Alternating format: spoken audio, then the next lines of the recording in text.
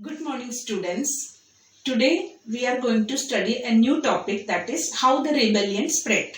So till yesterday we were studying about the mutiny, 1857 mutiny, and how it became a rebellion. First it started in Meerut and then it spread to Delhi. So today how this rebellion spread in different part of India. About that we have to study. We can see that after this rebellion spread, or rebellion which crushed the British in Delhi, it took 1 week without any revolt. Means there was a gap or interval of 1 week without any revolt. But during this 1 week, the messages or the news of this rebellion spread from Delhi or Meerut to different part of the country. The nodal centers of this revolt, which came to be known as Delhi, Kanpur and Lucknow. So these were the 3 important nodal centers of this revolt. Now we can see who were leading in this revolt and in different part of the country. So after this 1 week, from one place to another place, the news spread, and many people, regiment to regiment, people, soldiers, kings, jamindars, Maulavis, religious leaders, everyone came and everyone supported this, and they accepted Bahadur Shah Zafar as the leader, and they continued the revolt.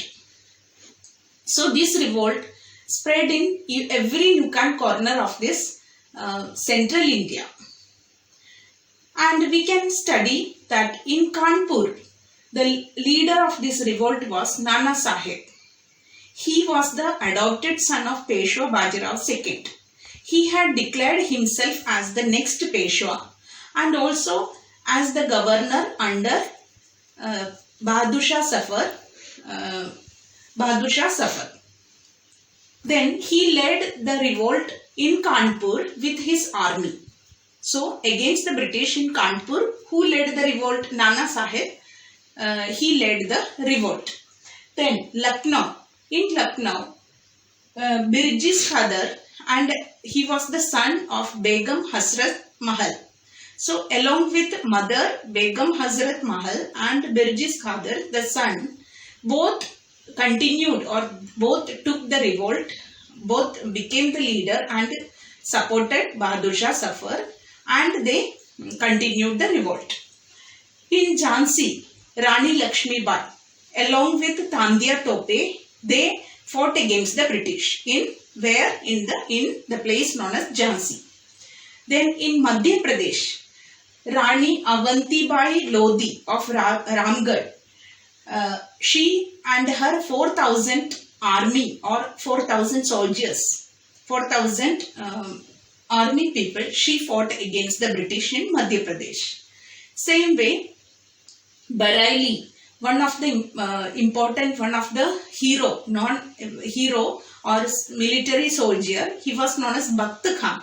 He led the revolt against the British in Bareilly. In Kanpur, the old Jamindar known as Kunwar Singh, he had led the revolt in Bihar, not Kanpur, Bihar. Kanpur we had studied about Nana Sahib, and in Bihar it was led by Kunwar Singh. Kunwar Singh led this revolt. And other than this, we can see Maulavi, one of the important Maulavi, he was known as Ahmadullah Shah Maulavi. He was from Faizabad and he also joined in this revolt. And many religious warriors or religious people known as Ghazis, they also continued or they also supported this revolt or rebellion of 1857 in Delhi. So we could see that from different places, many people revolted against the British. So from one place to another place, the revolt spread, and the 1857 revolt got a momentum or got support from various stratas of societies like kings, queens, Maulavis, religious leaders, Jamindars, military soldiers, everybody from every different walks of life, they participated and supported Bahadur Shah Zafar as the leader of the revolt. This spread everywhere in the central India. So these are the important personalities. They took part in various places in the revolt. Now we will study about how the company or how the British fights back. So here earlier we had discussed about how the Indians won the battle or won this revolt.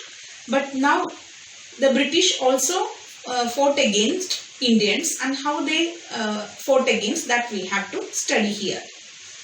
We could see that the British had made many laws were enacted, and many reinforcement they had done. They had brought new types of cannons and new types of ammunitions with the help of the elephants to the war field. And the British, they had recaptured Delhi in